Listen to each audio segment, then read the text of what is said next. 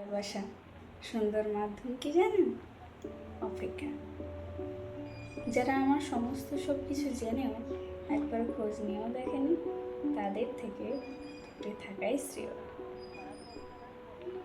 আজ হয়তো তাদের কাছে বা আমার কাছে কিছুটা সেই দিনগুলো অমলিন, কিন্তু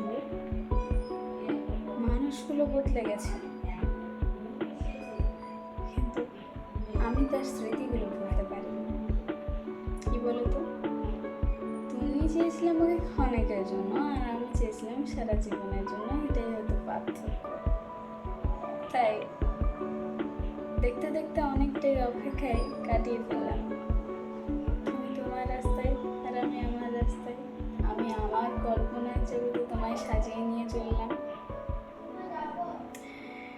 এটাই হচ্ছে সুন্দর অপেক্ষার একটা ভালোবাসা।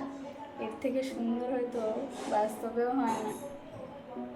ভালোবাসার মানুষকে সবসময় স্বপ্নেই সুন্দর লাগে, সবসময় বাস্তবে সেই সুন্দরটা উপভোগ করার সৌভাগ্য